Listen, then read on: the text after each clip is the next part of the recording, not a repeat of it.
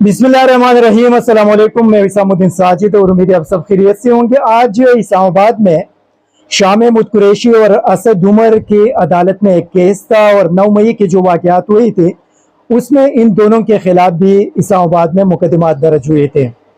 तो उस सिलसिले में इस्लामाबाद के एक मुकामी अदालत के अंदर उनके ज़मानत का केस था और अदालत ने उनके ज़मानत की जो दरख्वास्त थी उसको मुस्तरद कर दिया। लेकिन पाकिस्तानी तारीख में ये एक और बड़ा अनूठा किस्म का फैसला है। मेरे ख्याल में शायद बहुत कम फैसले आप लोगों ने देखे होंगे। एक तो हमने शायद 10 या 11 मई को हुआ था जब इमरान खान को इस्लामाबाद हाई कोर्ट के अहाते से गिरफ्तार किया गया था रेंजर्स ने। तो उसके अगले दिन इस्लामाबाद हाई कोर्ट की चीफ जस्टिस ने उनके गिरफ्तारी को कानूनी करार दिया था और फिर chief justice Islamabad high court के फैसले को सुप्रीम कोर्ट ऑफ पाकिस्तान ने रद्दी के टुकड़े में फेंक दिया और कहा कि ये बिल्कुल गैर कानूनी गिरफ्तारी हुई थी।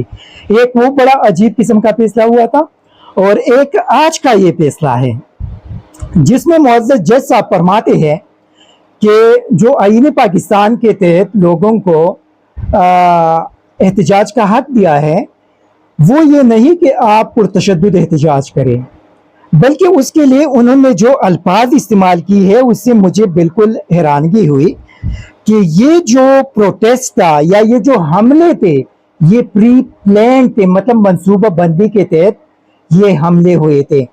मुअज़्ज़ज़ जज साहब फिर अगले कहते हैं कि इसके हतमी नतीजे तक पहुंचने के लिए इन्वेस्टिगेशन होनी चाहिए। एक तरफ वो कहते हैं ये प्री प्लान हमले थे, दूसरी तरफ फरमाते हैं कि हतमी नतीजे तक पहुंचने के लिए इसका इन्वेस्टिगेशन होना बहुत ज़्यादा ज़रूरी है। एक तरफ मुअज़्ज़ज़ जज साहब कहते हैं कि ये प्री प्लान हमले कराए गए थे, मतलब तहरीक इंसाफ ने ये सारा कुछ प्लान किया था। किस बुनियाद पे इस जज साहब ने इसको प्री प्लान अटैक्स कहा है? क्या कोई इन्वेस्टिगेशन हुई थी? क्या कोई जुडिशल कमीशन बना था और उसके फाइंडिंग सामने आ गए हैं? या मुअज़्ज़ज़ जज साहब वहां पे मौजूद थे? या उनको ये इंफॉर्मेशन किस तरह मिले? मतलब उसका कोई दलील, कोई ग्राउंड तो देना पड़ेगा ना कि ये अगर प्री प्लान अटैक्स थे तो जज साहब को ये इंफॉर्मेशन कहां से मिले? किसने इन्वेस्टिगेशन की थी? किसने ये सारी चीजें डिग आउट की थी? और किस बेस पे मुअज़्ज़ज़ जज साहब ने इसको प्री प्लान अटैक्स कहा है? देखिए, इस किस्म के फैसले मैं तो हैरान हूं कि अभी ये जो मुअज़्ज़ज़ जज साहब है, क्या इसको मॉनिटर करने वाला ऊपर कोई और है जो इनके इस किस्म के फैसलों को मॉनिटर कर रहा है? और क्या इनके खिलाफ कोई कार्रवाई होगी? ये मुअज़्ज़ज़ जज साहब से ये सवाल किया जाएगा कि आपने किस बुनियाद पे ये प्री प्लान अटैक्स इसको डिक्लेयर कर दिया है। बाहर के बहुत अजीब किस्म का फैसला है।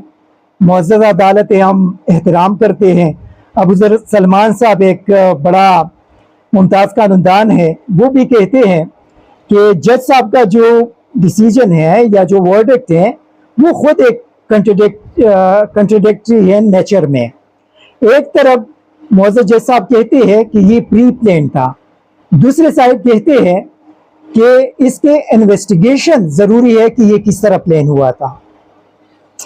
बाहर के मेरे ख्याल में इस्लामाबाद हाई कोर्ट, हम तो वहाँ के चीफ जस्टिस साहब से मुतालबा भी नहीं कर सकते कि आप इस चीज़ को इन्वेस्टिगेट करें, क्योंकि खुद उन्होंने जो फैसला किया था उसके बाद किस तरह उनसे ये मुतालबा किया जा सकता है कि वो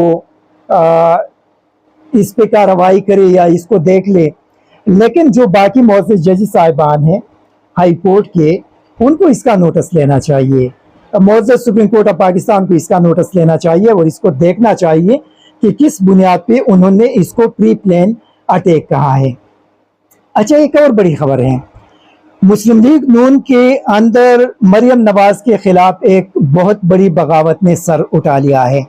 ये असद तनवीली साहब हमारा बड़ा अच्छा दोस्त है, बहुत अच्छा जर्नलिस्ट है इस्लामाबाद में। उनकी खबर है कि मुस्लिम लीग नून की सीनियर लीडर ने मरियम नवाज के खिलाफ बगावत कर दी। साबिक वज़ीर आला सरदार मेहताब, साबिक गवर्नर इकबाल ज़फ़र झगड़ा سینیٹر صابر شاہ مشواڑی، چیئرمین مسلم لیگ نون راجہ ظفر الحق، مفتاح اسماعیل سمیت سینئر لیڈرشپ کا مریم نواز سے اختلاف سامنے آیا ہے۔ ان تمام رہنماؤں کی بنیادی ممبرشپ جلد ختم کر دی جائے گی۔ دیکھیں، مسلم لیگ نون میں توڑ پھوڑ بہت جلد ویسے شروع ہونے والا ہے، کیونکہ آلریڈی شاہد خاقان عباسی اور مفتاح اسماعیل نے تو کھل کر اپنے مائنڈ کا اظہار کر دیا ہے۔ باقی جو سینئر لیڈر ہے وہ کسی بھی صورت میں مریم نواز کے نیچے کام کرنے کے لیے تیار نظر نہیں آ رہے۔ مریم نواز کی قربانیاں کیا ہیں؟ مریم نواز وہاں سے شریف خاندان سے اٹھ کر ان سارے لوگوں کے کندھوں پہ بٹھا دیا، تو مریم نواز کے نیچے کون بندہ ہوگا جو آ کر یہاں پہ کام کریں گے؟ دیکھیں، یہ ایک بڑا عجیب قسم کا سلسلہ شروع ہو چکا ہے پاکستان میں، مسلم لیگ نون میں، پیپلز پارٹی میں، جے یو آئی میں، اے این پی میں۔ آپ خاندان سے کسی بھی بندے کو اٹھا کر پارٹی میں جو سینئر قیادت ہے ان کے کندھوں پہ بٹھائے، وہاں پہ کوئی بھی کچھ بھی نہیں کہہ سکتا۔ اگر کسی نے کچھ کہا تو ان کو پارٹی سے نکال دیا جائے گا۔ یہ ابھی ان رہنماؤں کے آپ آنے والے دنوں میں دیکھ لیں گے کہ ان کا کیا حشر بنے گا۔ جب تک پاکستان میں ان سیاسی جماعتوں کے اندر اصل جمہوریت نہیں آئے گی، یہ جو خاندانی اجارہ داری ہے یہ ختم نہیں ہوگی، پاکستان کے اندر کبھی بھی مضبوط جمہوریت نہیں آ سکتا۔ پاکستان کا پارلیمان اسی طرح چلتا رہے گا جس طرح آپ لوگ اس کو دیکھ رہے ہیں۔ جب تک یہ خاندانی سیاست ختم نہیں ہوگی پاکستان ترقی نہیں کر سکتا، کیونکہ ان خاندانی سیاستدانوں کے ذاتی مفادات ہیں اور یہ ذاتی مفادات کے لیے قوم کے مفادات پر کمپرومائز کرتے چلے آ رہے ہیں۔ اسی وجہ سے میرے خیال میں ابھی پاکستانی قوم کو ایک حتمی فیصلہ کرنا پڑے گا۔ اگر آپ لوگ چاہتے ہیں کہ پاکستان ترقی کرے تو آپ لوگ ان خاندانی جماعتوں کو الیکشن میں اپنے ووٹ کے ذریعے ان کا خاتمہ کریں گے۔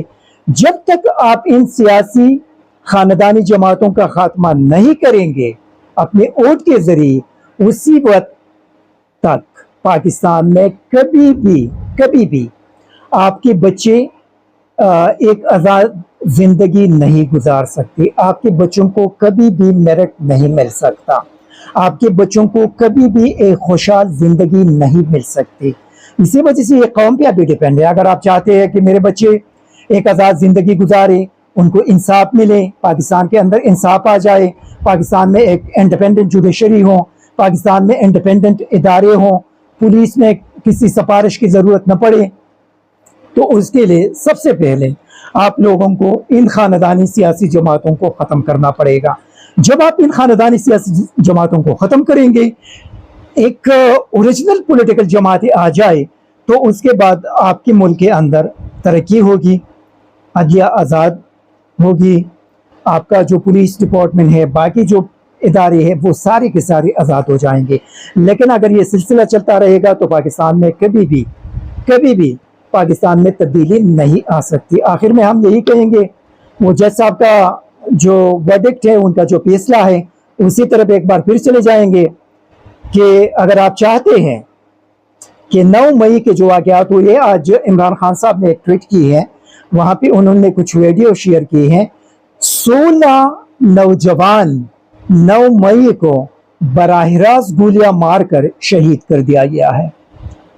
40 دن گزر گئے، کسی نے بھی ان نوجوانوں کے حوالے سے نہیں پوچھا کہ ان نوجوانوں کو کس نے گولی مار کر شہید کر دیا ہے، کون تھے وہ۔